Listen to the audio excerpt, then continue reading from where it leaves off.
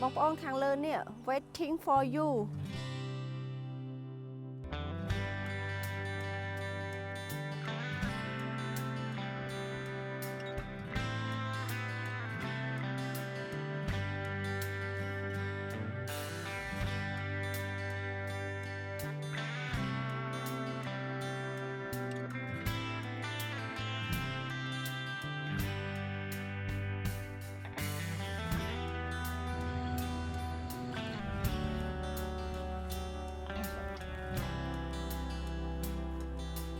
Good morning បងប្អូនទាំងអស់គ្នាឥឡូវនេះព្រឹកព្រលឹមខ្ញុំនៅការីរុំនៅឡើយទេហើយព្រឹកនេះគឺអានេះខ្ញុំទៅញ៉ាំ breakfast ជាមួយពូឲ្យបងសៃហាបន្ទាប់មកទៀតបងសៃហាគាត់មាន plan ទៅកន្លែងថ្មីនៅរមណីយដ្ឋានការីរុំយើងនេះអញ្ចឹងអានេះខ្ញុំញ៉ាំអាហារពេលព្រឹកជាមួយពួកគាត់ហើយយើងនឹងទៅកន្លែងថ្មីដើម្បីធ្វើវីដេអូចែករំលែកដល់បងប្អូនទាំងអស់គ្នាផងដែរចាយើងចាំទៅតាមដានជាមួយនឹងខ្ញុំទាំងអស់គ្នាខ្ញុំរៀបចំខ្លួន make up តិចតួចហើយញ៉ាំកាហ្វេពេលព្រឹកហើយយើងទៅញ៉ាំអាហារចាព្រឹកព្រលឹមនៅការីរុំនេះណាបងប្អូនគឺវារៀងត្រជាក់ខ្លាំងបន្តិចខែនេះមិនមែនខែក្តៅទេប៉ុន្តែយើងនៅលើភ្នំតំបន់ខ្ពស់ចេះវាត្រជាក់ពេលដែលយើងចេញទៅក្រៅទៅខ្យល់មកវាត្រជាក់ខ្លាំងណាអញ្ចឹងទៅមានអារម្មណ៍ថាអាកាសធាតុខុសគ្នានៅខ្ញុំហើយយើងនៅការីរុំនៅលើភ្នំនេះគ្រាន់តែ100គីឡូចេញពីគ្នាណាប៉ុន្តែអាកាសធាតុខុសគ្នាដោយសារ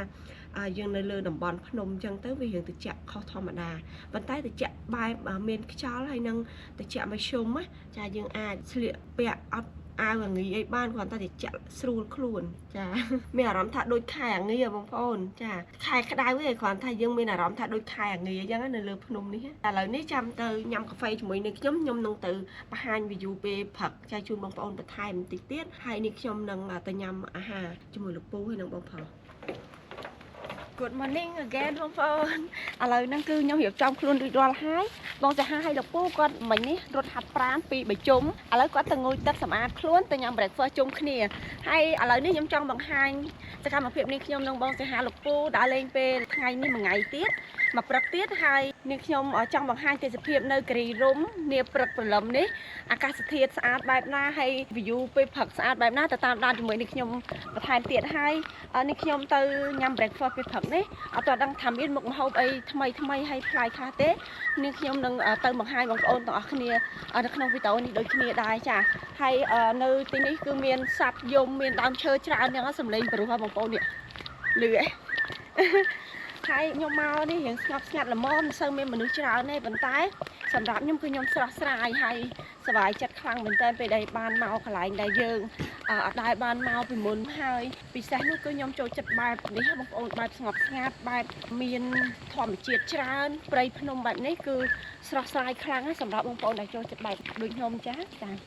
ទះដែលខ្ញុំស្នាក់នៅគឺមានជួរពេលខ្ញុំបង្ហាញយកមិញរៀងអត់សូវច្បាស់ឥឡូវបង្ហាញពេលព្រឹកម្ដងទៀតចារំហើយរីសតហើយគេរៀបជួរមុខជួរក្រោយចាតម្លៃខុសគ្នាហើយកន្លែងនេះគេមានដើមឈើធំមួយហើយគេដាក់ផ្លាកថាប្រុសចេះរើសសម្រាមទៅសង្ហាប្រុសតចេះរើសសម្រាមទៅសង្ហាអានេះតាមពិតគេយកមកដាំនេះណាគេហៅប្រង់នោះវានៅលើដើមឈើប៉ុន្តែគេគាស់វាចេញមកពីដើមឈើធំយកមកដាក់ដើមឈើទូចដល់ពេលវារស់ទៅវាចាប់ឫសនៅហ្នឹងវារស់តែនេះវាអត់រស់ទេវាងាប់ពាក្យនិយាយលេងសើចអីចឹងណាបងប្អូនគេចេះតែដាក់ផ្លាកលេងនៅជាប់ដើមឈើធំភ្នំធម្មតាវាឡើងចុះទៀបខ្ពស់ចឹងហ្នឹងស្រស់ស្អាតខ្លាំងខ្មែរយើងអត់ចាំបាច់ទៅបរទេសណាបងប្អូនខ្មែរយើងទេសភាពអាកាសធាតុធម្មជាតិកន្លែងកំសាន្តនីមួយគឺស្អាតខ្លាំងណាចាស្អាតខ្លាំងមែនតើបើយើងមកមើលនៅផ្នែកក្រៅស្អាតខ្លាំងបងប្អូនកន្លែងដែលខ្ញុំឈរនេះណាគឺនៅចំណុចខ្ពស់ដូចខ្ញុំប្រាប់បងប្អូនអញ្ចឹងណាប៉ុន្តែពេលឡើងទៅលើអញ្ចឹងគឺមានខ្ពស់ជាងនឹងបន្តិចទៀតពេលម្សិលមិញគឺខ្ញុំបង្ហាញបងប្អូនពេលល្ងាចទៅខ្លាចបងប្អូនមើល view ទៅខាងមុខអត់ច្បាស់មើលឃើញភ្នំហើយមើលទេសភាពភ្នំដូចរូបគំនូរវាមានទៀបមានខ្ពស់តំណដូចយើងមានរូបគំនូរបងប្អូនចាថាឥឡូវនេះយើងមកឃើញផ្ទាល់ហើយវ៉ាវសម្រាប់ខ្ញុំគឺស្រស់ស្អាតមែនតើហ្មងខ្ញុំស្រឡាញ់ខ្លាំងណាស់បងប្អូនហើយនៅលើភ្នំយើងការីរុំនេះបើមានប្រាសាទចាមិនដឹងល្អមកជាប្រាសាទបុរាណណាបងប្អូនដោយសារនៅលើចំណុចនេះវាត្រជាក់ហើយស្រស់ស្អាតហើយយើងមើលទៅឃើញ view អីស្រស់ស្អាតខ្លាំងមែនតើចាខែនេះគឺខែ2យ៉ាងវារៀងក្តៅដើមឈើវារៀងក្រហមហើយជ្រុះស្លឹកនឹងឃើញស្អាតប៉ុណ្ណឹងចុះទ្រាំតែខែវស្សាឃើញស្អាតមែនតើបងប្អូន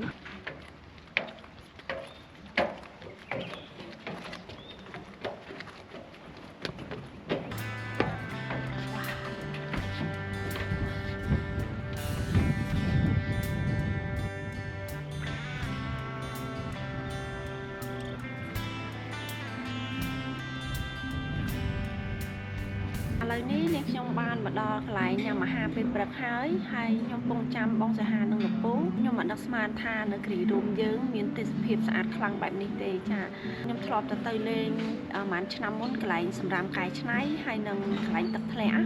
ហើយខ្ញុំមកវគ្គក្រោយនេះគឺកាន់តែអភិវឌ្ឍច្រើនមែនតើខ្លាំងមែនតើនៅក្នុងគ្រីរូមយើងនេះហើយព្រឹកនេះខ្ញុំនឹងនាំបងប្អូនទាំងអស់គ្នាទៅមើលកន្លែងថ្មីទៀតនៅកន្លែងកំសាន្តគ្រីរូមយើងនេះចា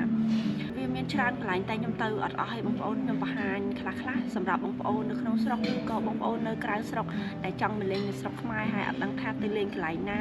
យើងមកច្រើនថ្ងៃដែរយើងអាចឆ្លៀតមកលេងគ្រីរូមខេត្តផ្សេងៗដែលបងប្អូនចង់ទៅអញ្ចឹងទៅ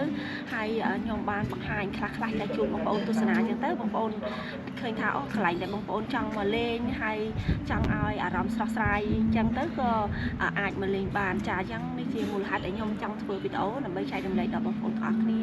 ជាពិសេសបងប្អូននៅក្រៅស្រុកដែលគាត់មកលេងស្រុកខ្មែរយើងណាចាហើយដូចខ្ញុំបង្ហាញនិយាយដែរយើងបង្ហាញនៅខាងស្ដាំដៃនេះខ្ញុំនេះពេលយើងអង្គុយកន្លែងញ៉ាំអាហារពេលព្រឹកហ្នឹងមានថ្ងៃរះមកពីក្រោយនេះខ្ញុំយើងមើល view ទៅឃើញភ្នំធម្មជាតិអត់មានឃើញអីអញ្ញៃផ្ទះភូមិអីច្រើនទេចាហើយអាងហែកទឹកក៏នៅមុខខ្ញុំដែរអញ្ចឹងនិយាយពីទេសភាពវិញគឺស្អាតខ្លាំងហ្មងបងប្អូនដែលចង់មកលេងគ្រីរូមអីគឺមកលេងបានដោយសារកន្លែងកំសាន្តគេមានច្រើនកន្លែងចាហើយទេសភាពស្អាតដូចគ្នាតាំងពីទេសភាពតាំងពីអាកាសធាតុល្អខែនេះខែក្តៅប៉ុន្តែខ្ញុំខំអាវកាមេរ៉ាមែនខ្ញុំដោយសារវារឿងត្រជាក់បន្តិចសម្រាប់ខ្ញុំណា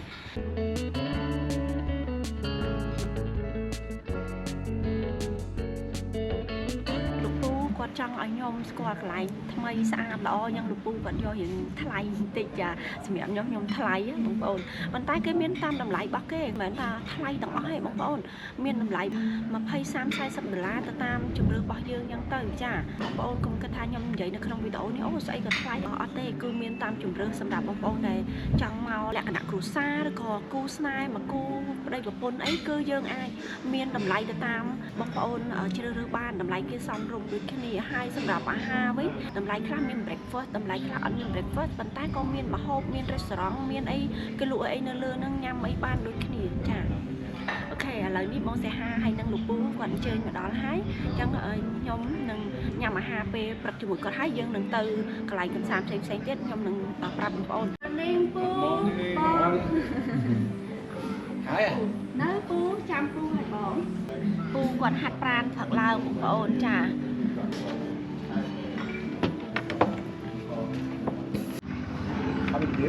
អត់មានឆាក់អត់មានឆាក់ខ្វាយអរគុណអូនពូកាទៀវសាច់គោអរគុណច្រើនអូនវ៉ាអូនមានម៉ាជីណេសឲ្យអូនម៉ាជីណេសចាំសុំម៉ាជីណេសម៉ាជីណេសចាំសុំមានសៀងចាអូនពូគាត់មកពីអាមេរិកគាត់រកម្ហូបខ្មែរខ្ញុំអ្នកខ្មែររវស្ទើbreakfast ពេលសិនម្ហូបនេះខ្ញុំបានមកដល់ហើយបងប្អូនចាហើយមានពងទាចាមានប៉េងប៉ោះមាន hot dog មានសាច់ជ្រូកទេហើយនឹងមាននំប៉័ងនេះគេញ៉ាំជាមួយអានេះគឺហៅតំណាប់បងប្អូនតំណាប់ហើយក៏មានសៀងផងដែរហើយនេះមានចេះណាតាមធម្មតាពេលខ្ញុំញ៉ាំពងទានេះគឺញ៉ាំមួយទឹកប៉េងប៉ោះឆ្ងាញ់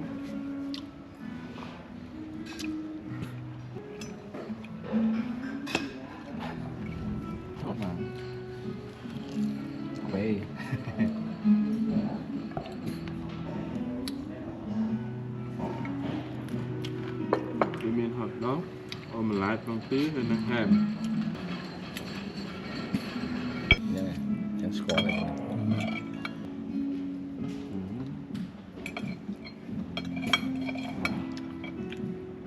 ខាងក្នុងក៏ជាតិល្អច្រើន hot dog គាត់មានរសជាតិស្រាប់បងប្អូនឆ្ងាញ់ខ្លាំង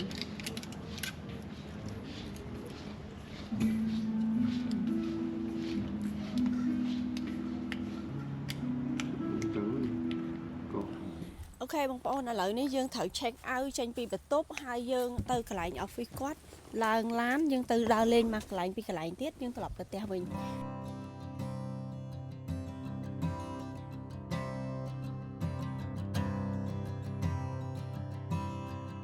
ពីយើងញ៉ាំអាហារពេលព្រឹករួចរាល់មកឥឡូវនេះយើងចេញដំណើរមកបានបន្តិចហើយបងប្អូនហើយឃើញកន្លែងនេះគេរៀបជាសួនផ្កាស្អាតខ្លាំងណាគេមានកាហ្វេគេមានម្ហូបអីញ៉ាំចានៅនេះគឺគេមានដូចជាបឹងកាឡូមានផ្ទះអីសម្រាប់ឲ្យយើងជួលហើយគេក៏មានកន្លែងជាបោះតង់នៅកន្លែងហ្នឹងគេហៅឧឈានបោះតង់ណាបងប្អូនចាលំហែការីរូមរីសតយើងដើរចូលមកគឺមានសួនផ្កាគេដាំសងខាងខ្លោងទ្វារស្អាតខ្លាំងនេះគេដាំដើម passion បងប្អូនប៉ុន្តែវាអត់រួងស្អាតខ្លាំងហើយខាងក្នុងគេមានលក់កាហ្វេមានញ៉ាំអាហារពេលព្រឹកមានអីសម្រាប់យើងកំងអញ្ចឹងនិយាយទៅកន្លែងលេងកន្លែងកំសាន្តច្រើនណាបងប្អូនស្អាតខ្លាំងប៉ុន្តែយើងដើរអត់សប់អានេះបើយើងមកត្រឹមពីយប់អីដើរសប់ហើយអារម្មណ៍យើងស្រស់ស្រាយខ្លាំងល្អហើយខាងក្នុងនេះមានគេលក់អីញ៉ាំមានបន្ទប់ទឹកគ្រប់កន្លែងអត់ពិបាករឿងបន្ទប់ទឹកទេបងប្អូនគេមានមួយកន្លែងគឺមានបន្ទប់ទឹករៀងខ្លួនផ្សេងគ្នានេះបងប្អូននេះស្អាតម៉ែផ្កាគេពណ៌ផ្កាឈូកប៉ុន្តែគេបែបតសៃបងប្អូនមិនមែនជាសតផ្កាគេរៀងរោមអុយស្អាតខ្លាំងផ្កាគេឡើងប្លែកភោជនីយដ្ឋានផ្ទះឡានក្រុងកាហ្វេមានទឹកមានភេសជ្ជៈមានឈាទាំងអស់នេះខ្ញុំស្រឡាញ់ត្រង់ថានៅលើភ្នំយើងនេះគឺសុទ្ធតែដើមស្រល់ហ្មងបងប្អូនដើមស្រល់ស្រស់ស្អាតមែនតើហើយការរៀបចំរបស់គាត់គឺគាត់ដាំស្មៅហើយមានផ្លូវឲ្យយើងដើរជាផ្លូវបេតុងចាឥឡូវនេះខ្ញុំដើរកាត់មកកន្លែងនេះមកបង្ហាញបងប្អូនទាំងអស់គ្នាកន្លែងតូងយើងអង្គុយលេងមើលទៅ view ខាងក្រោយបងប្អូនខាងលើនេះ waiting for you ចាំបងខ្ញុំមានន័យថាអូនគួយចាំបងនេះចាំបងមកហើយកន្លែងកំសាន្តគេមួយយើងមកបែបស្ងប់ស្ងាត់លក្ខណៈគ្រួសារអីគឺល្អហ្មងជាពិសេសនាំកូននាំអីមកលេងធម្មជាតិទេណាស្រស់ស្រាយខ្លាំងណាវារៀងថ្ងៃមែនប៉ុន្តែត្រជាក់អាកាសធាតុត្រជាក់ចាឥឡូវនេះខ្ញុំបង្ហាញបងប្អូនកន្លែងនេះបន្តិចខ្ញុំនឹងទៅលេងមកកន្លែងពីកន្លែងទៀតគឺពេលដែលខ្ញុំមកដល់ទីនេះខ្ញុំចាប់អារម្មណ៍ត្រង់គេរៀបចំ clean ណាអ្នកអនាម័យគឺគាត់ដើររើសសម្រាមរើសអីបោសសម្អាតស្លឹកឈើទោះអត់មានសម្រាមក៏ដោយក៏ពួកគាត់ត្រូវតែដើរមើលដើម្បីកុំឲ្យមានសម្រាមបងប្អូនត្រូវតែឲ្យស្អាតជាប់ហ្មងមើលទៅផាសុខភាពហើយយើងដើរលេងទៅវាដូចស្រស់ស្រាយពេលដែលយើងដើរលេងកន្លែងដែលស្មុគស្មាញកន្លែងដែលមានសម្រាមច្រើនអត់អនាម័យអារម្មណ៍យើងក៏អត់ស្រស់ថ្លាដែរតែពេលដែលយើងមកកន្លែងដែលមានធម្មជាតិហើយ clean ស្រស់ស្រាយបែបនេះពេលដែលអត់មានសម្រាមយើងកាន់តែល្អចាគឺខ្ញុំសម្គាល់ឃើញកន្លែងនឹងការនៅខាងមុខខ្ញុំហ្នឹងគឺគាត់បងគាត់ខាងអនាម័យហ្នឹងទៅគាត់ដើរកាន់ថង់ធំមួយក៏ដើរចាប់សម្រាមមិញពូគាត់ថតឡើងចាំអូនព្រោះមីងអត់ទាន់មកបងប្អូនឥឡូវនេះពូមកថតកន្លែងនេះស្មោះស្នេហ៍មួយទៀតអូស្រឡាញ់មីងខ្លាំងណាពូនេះបងប្អូនស្មោះស្នេហ៍ចាស្មោះស្នេហ៍ដូចខ្ញុំអត់ពូស្មោះមីងខ្ញុំស្មោះកាមេរ៉ាមែន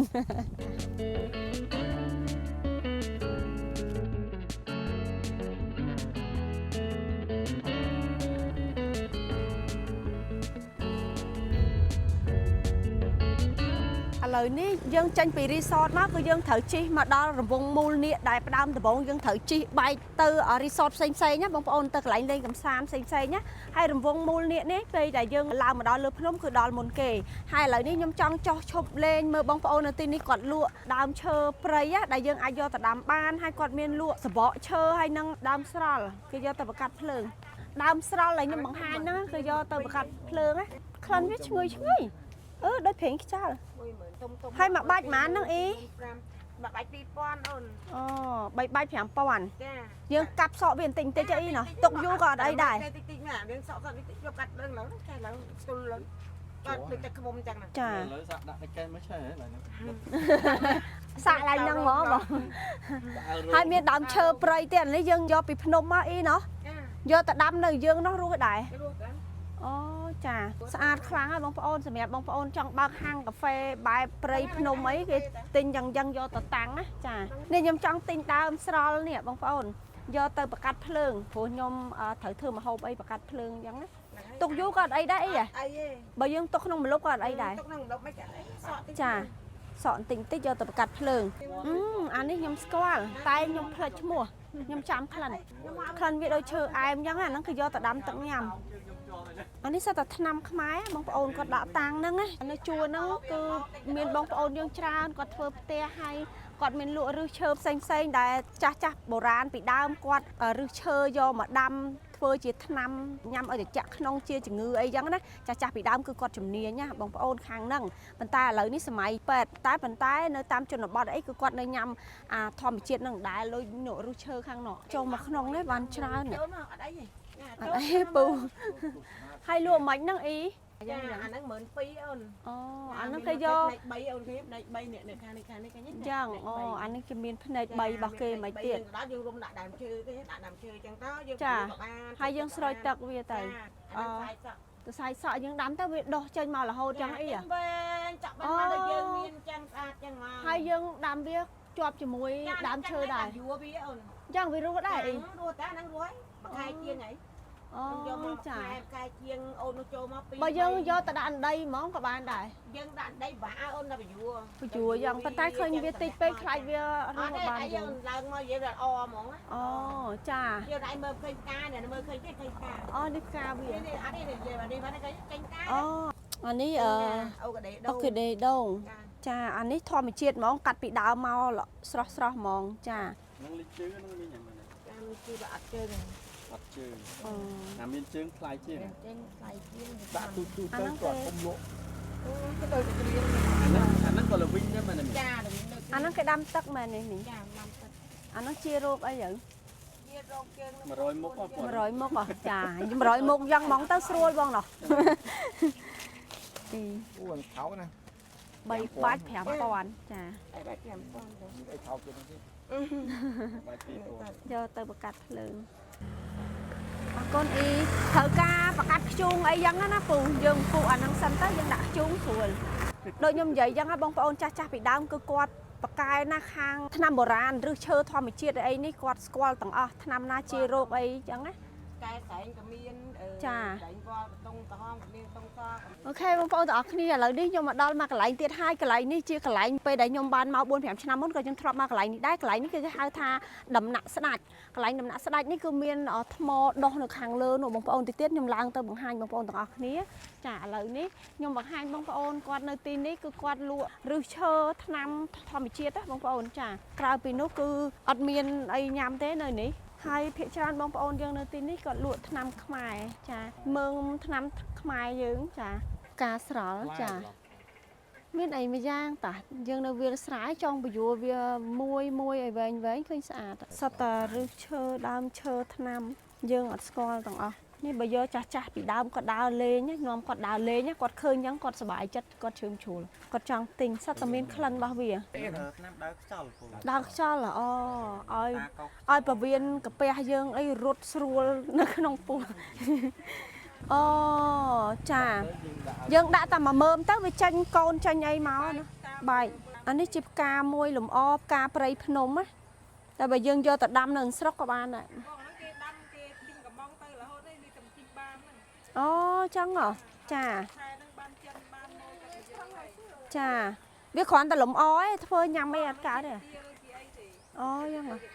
អាហ្នឹងគេហៅតុងស បងថ្ងៃយកដើមមួយដើម30000ដុំទុំនេះមួយដុំ50000 អូ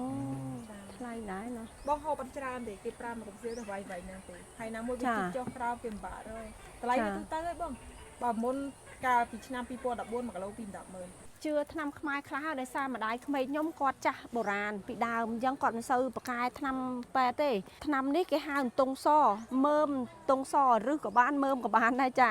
សម្រាប់អ្នកឡើងជាតិអាស៊ីតជាតិស្ករហើយនឹងឈឺជង្គង់សន្លាក់ទឹកនោមផ្អែមហ្នឹងណាចាហើយជាពិសេសគឺសន្លាក់ជង្គង់ហ្នឹងម៉ែខ្ញុំគាត់ម៉ែក្មេកខ្ញុំគាត់អាយុ7ជាងហើយបងប្អូនហើយគាត់ជិះកង់ជិះអីបានធម្មតាធ្វើរោងធ្វើអីគាត់ចាស់ពីដើមមកបងប្អូនគាត់ថាគាត់ឈឺជង្គង់នេះហើយឥឡូវឃើញថ្នាំនេះខ្ញុំចង់ទិញផ្ញើម្ដាយក្មេកខ្ញុំទុកយូរក៏អត់អីដែរណោះខ្ញុំប្រហែលជាខែ4ខែ5ខ្ញុំទៅលេងគាត់ខ្ញុំយកទៅជូនគាត់ទៅគាត់ដាំទឹកភាសា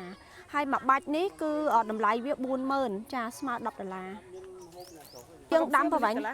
អូ1លីត្រកន្លះយើងដាក់ប្រហែលជា3ឆ្នាំងដៃអីណា ទេបងតែ2ចា ចា ក៏មួយឆ្នាំងដៃមក អូគេអូមើលសក់វែងមែនសក់នេះបងប្អូនមួយបាច់ហើយបើយើងចង់ទិញតែមួយរាយអីក៏គាត់មានលក់ដែរបងប្អូនចាហើយអាហ្នឹងមួយបាច់វាដូចគ្នាណាចាតែអានេះមើលទៅដូចវាពណ៌ចាស់ជាងហ៎អត់អីហ៎ អត់អីបង សាឡាក់ទឹកនោមផ្អែមលើស្ករ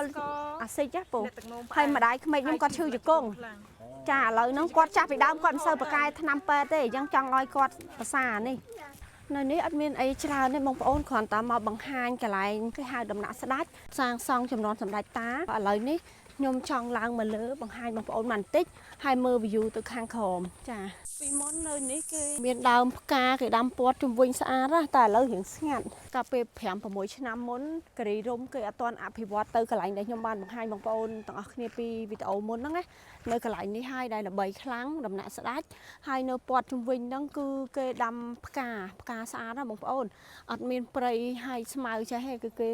រៀបចំស្អាតមែនតែនតែមួយរយៈនេះរៀងនៅនេះរៀងស្ងាត់បន្តិចហើយធម្មតាមនុស្សយើងគឺត្រូវការកន្លែងថ្មីបងប្អូនអញ្ចឹងគឺ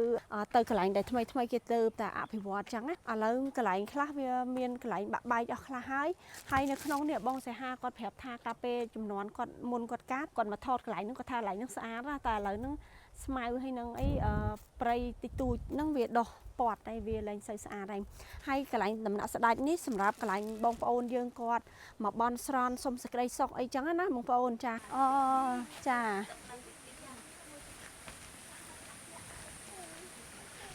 ឥឡូវនេះយើងបានមកដល់ទឹកធ្លាក់ហើយបងប្អូនហើយខែនេះខែប្រាំងចានៅមានទឹកគ្រាន់ថាវាធ្លាក់តិចអត់សូវខ្លាំងហូរខ្លាំងដូចពេលខែវស្សាចា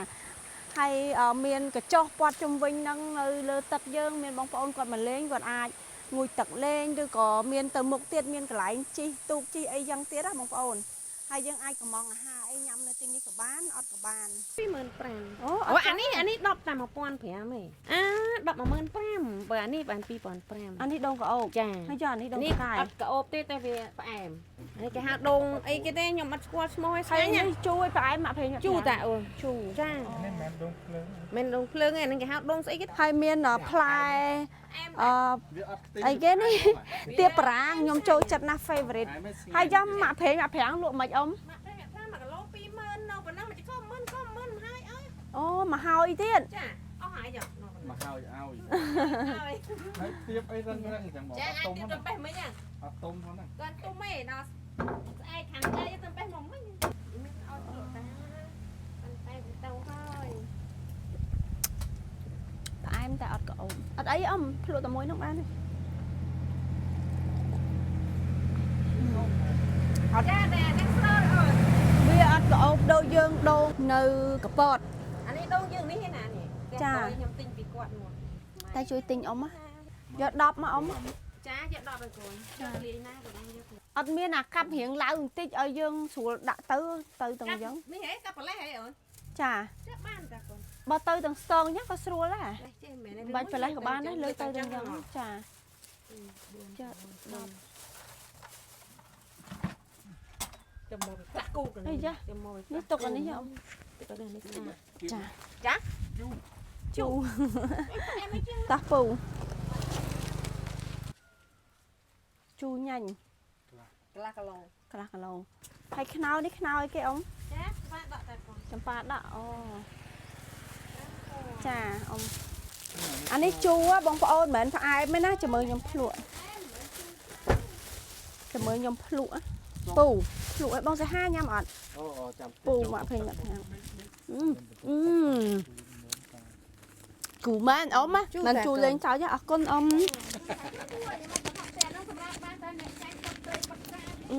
ខ្ញុំអត់ចាញ់ទេតែខ្ញុំចូលចិត្តជូ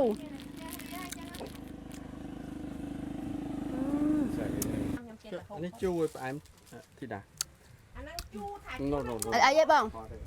បងឯងមិនញ៉ាំដល់សួរ អីហ៎ អត់ទេបាច់ដៃមិនថាទៀត និយាយទៅញ៉ាញ់ហ្មងណាបងសេហា ដូងទួយម៉េះពួយទួយ គេ ចឹង ហៅដងស្អីគេខ្ញុំស្គាល់ហើយអូនអ្នកអត់អីគេ ធម្មជាតិអត់ប្រើសយោដូងនេះប៉ិនផ្លែស្លាណាប៉ុន្តែវារៀងធំជាងស្លាតិចដែរមិនប៉ិនខ្វិតដែរ ប៉ិនយើង តែរៀងវាដូចផ្លែស្លាអញ្ចឹង ដងក្រមរីករីរំដងគ្រីរំបងប្អូនរីរំចំណុចអូតែមានផ្លែហ្នឹង រៀង ជុំបងអ่ะ វាអត់ផ្អែមដុតខ្លាំងប៉ុន្តែមានជាតិប្រៃតិចបាទ ចាធម្មជាតិបើខ្ញុំទិញអាខៀវនេះមិនផ្អែមនេះផ្អែមណាស់ចា ចាំបងប្អូនបន្ទាប់ពីនាងខ្ញុំនឹងលោកពូបងប្រុសញ៉ាំអាហារពេលថ្ងៃត្រង់ហើយគឺយើងក៏បញ្ចប់វីដេអូនៅត្រឹមប៉ុណ្ណេះដែរហើយក៏អរគុណដល់បងប្អូនទាំងអស់គ្នាដែលបានតាមដានវីដេអូនេះខ្ញុំតាំងពីដើមដល់ចប់ចាបាយបាយ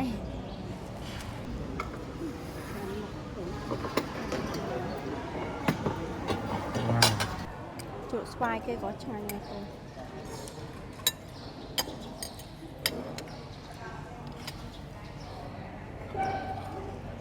សុំត្រីឆ្លូញមួយបងសៃហាត្រីឆ្លូញអូគេបងពងត្រីឆ្លូញ